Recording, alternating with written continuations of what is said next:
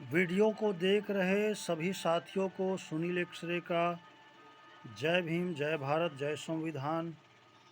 प्यारे साथियों, मैं 14 जुलाई से 18 जुलाई तक के लिए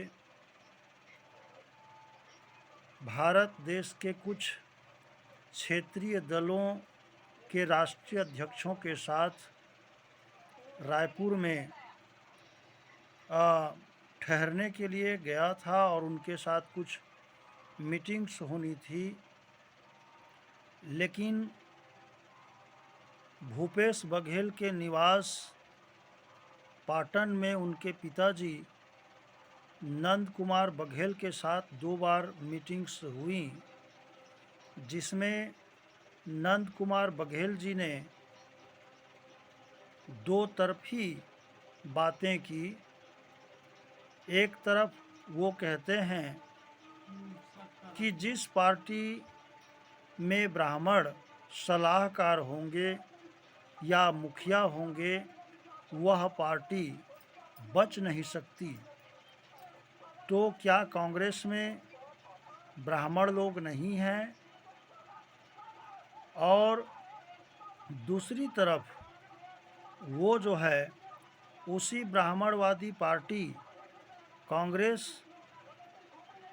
के नेतृत्व में भूपेश बघेल को मुख्यमंत्री जब बनाया गया है तो पुत्र मोह होने के कारण नंद कुमार बघेल जी ने कहा कि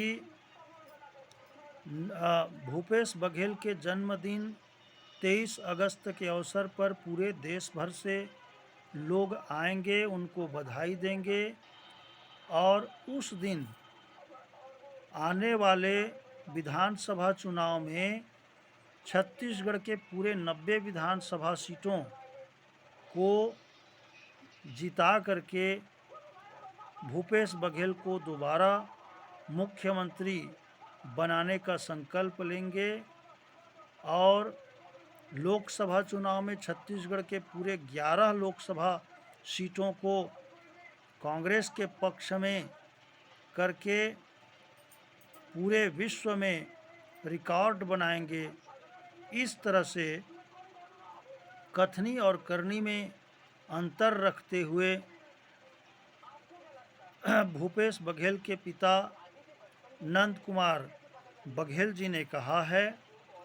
और साथियों, उन्होंने 1 दशक पहले जो एक किताब लिखी थी, ब्राह्मण कुमार रावण को मत मारो, उसी किताब के लिखने के कारण बहुत से लोग उनसे प्रभावित हुए थे। वो जो है बहुजन समाज पार्टी के हितैषी हैं, ऐसा लोगों को लग रहा था।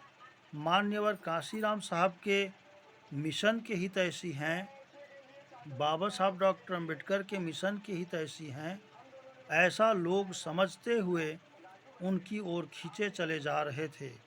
लेकिन अपनी आँखों से और उनके साथ में बैठ कर के जब उनसे बातचीत हुई तो मुझे पूरी तरह से एहसास हुआ कि वो सिर्फ दिखावा के लिए हैं।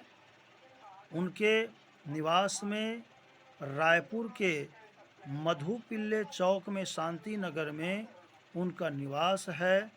वहाँ 14 जुलाई को उनके साथ में था और जो है वो इस तरह से बातें किए हैं। उनके निवास में भगवान बुद्ध की एक बड़ी सी मूर्ति तो है और उनके निवास में ही एक जय भीम चैनल जो संचालित किया जाता है, जिसके उस चैनल के संस्थापक रिक्की अरोरा जी हैं।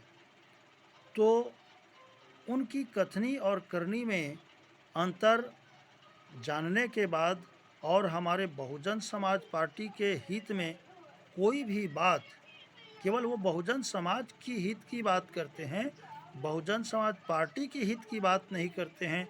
और कितने छोटे छोटे टुकड़ों में यह SC ST OBC के लोग बंट बंट करके राष्ट्रीय अध्यक्ष बनने के चक्कर में छोटे छोटे दल बनाए हुए हैं और वही सब मिलजुल करके एक चुनाव चिन्ह बना करके चुनाव लड़ना चाहते हैं।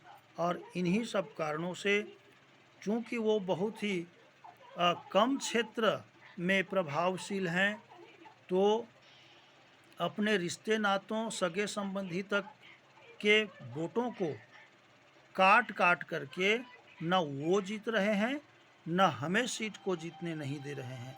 तो इस तरह से साथियों उनकी बातें मुझे अच्छी नहीं लगीं, इसलिए उनके साथ न रह करके केवल मैं 14 तारीख तक उनके साथ में रहा और 15 तारीख को कुछ बहाने करके उनसे मैंने संबंध तोड़ते हुए अपना घर आ गया। सभी साथियों को जय भीम।